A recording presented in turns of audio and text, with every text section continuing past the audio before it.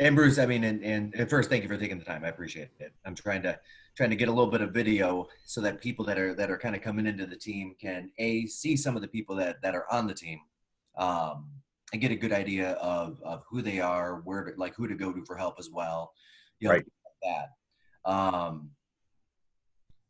You know, and there are four, five, six, seven of you guys that have some unique experiences, you know, coming from other places. Yourself the most probably. Um, Second time that you've been here. Yeah. Yeah, yeah. Like your career in real estate, your journey, how long you've been in, all of it. So Vesta sent me some questions, right? Yeah, And I wrote some answers out, and I'll kind of go through that. So, how many years in the business? Well, I was counting 6 years as an owner, right? And that's how I know you, Mike, is when I had my short sale business, which was very successful. You and I talked about short sales. You were doing a lot of short sales. And at the time, I was negotiating short sales and teaching real estate agents on Michigan foreclosure law, yeah, and that's how we would introduce ourselves. And so when I came to a place that I was trying to figure out what I wanted to do for a number of reasons, biggest was I had a triple bypass and had to simplify and de-stress my life. There was one call I made, and that was to Mike Perna, you, because one, I knew you, I liked you, and you had an opening, or you were advertising for people. And I didn't want, I knew guys on Z's team. I could have joined Glover's team. I could have joined, because of my ownership in real estate. I knew just about everybody. And yeah, it wasn't a mistake to join your team. It wasn't by chance. It was very purposeful that, I talked to you. You said, come on over. And pretty much we got the deal done then. yeah. Um, so what did I do before real estate is I've been in high tech. I was a very successful software salesperson. And then during my time with ownership, during my time when I owned Next Stage, I had developed a product, a high tech product that got picked up by the Small Business Development Corporation. And that's where I was working down in Washington, D.C., rolling out a product to 1,100 centers. It was called a virtual personal introduction. They love this product. I was literally looking at millions and millions of dollars. And the whole thing ended up blowing up. My partner kind of didn't know what she was doing, went behind, cost us an investor. I had a triple bypass. My ex-wife was fighting with my partner, and it was a 5-person company, and there couldn't have been more turmoil. And that's when I really decided, I need to simplify my life, and that's what I did. How did I get into real estate? Was that going to be your next question? Because it looks like it. Absolutely. So how I got into real estate was I read a book by it's called Rich Dad Poor Dad, right? Which a lot of investors read that book and change their lives. Talks about 4 quadrants. I had built 3 companies for other people, from startup to over $10 million. The one I was with was the Vlasics, the pickle people. They're a local family. And they owned a high-tech company that hired me as a business development manager. I had taken their $1 million company, grew it to $8.5 million in less than 2.5 years. They, at the same time, had sold to Plant Moran, because it was awesome. Plant Moran was looking for an IT company, and told me, what I get out of this is I get to be a 1099 employee now, not an employee. And all the accounts that I brought in are now house accounts that are owned by Plant Moran, and they hope that I can rebuild my business. So I get it. While I was reading this book and thinking, man, I need to get into real estate. I need to learn how to do flips. I need to do all this stuff. God works in mysterious ways. He introduced me to a band. I was hired to play bass and guitar for a recording project. How they were funding the recording project, where they were flipping houses. And I'm like, oh, not only will I record do the bass and the guitar on the project, but the guy who knew how to flip the houses and was sourcing the houses found out that had a background in business development, and he asked me to start a business. So that was my first foray into real estate, was wholesaling houses in the city of Detroit. And And that was back before the down market. oh, that was right when the FBI was moving into town.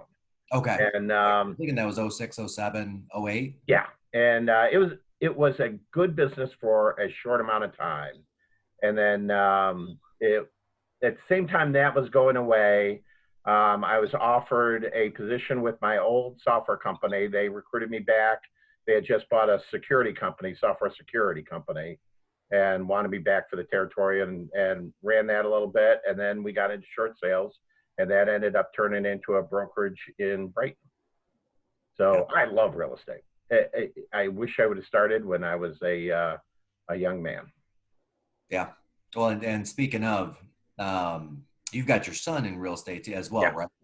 So when he was laser focused on starting in real estate, and we had a conversation about it, and I encouraged him to interview with you as an inside salesperson, and the reason I did was because of the scripting, right? There is no better place to learn scripting and teaching. Keller Williams, number one. Number two, the Perna Team, we do it particularly well. And then three, to be on a team is just, he's going to learn from the best of the best. So funny enough, with Brian, he did graduate into, now he is a sales guy, an outside guy. He made that decision a couple weeks ago. In the 3 weeks, he's networking like crazy. He called me last night. He's got his first listing appointment. He's got 4 buyers that he's starting to show houses to, and just super proud of him. He's doing well. Well, and I'll tell you, he's a good kid. He's a good kid. I'll tell you what, he takes after you. Yeah, he's an entrepreneur, and he has been. Funny enough, he had to be grounded when he was about 13, 14 years old. He had to be grounded a lot more than that, but one time, and we decided, you can't, what do you do with a teenager, right? Other than ground him. So instead of just grounding him and he's happy in his room, I made him read Rich Dad, Poor Dad. And that changed his life. That changed his whole perspective on how to create your best life. And that's really what we're all trying to do ultimately, is create our best now. And yeah, so I think real estate affords that, and this team in particular does. Absolutely. And this is your second time on the team, right?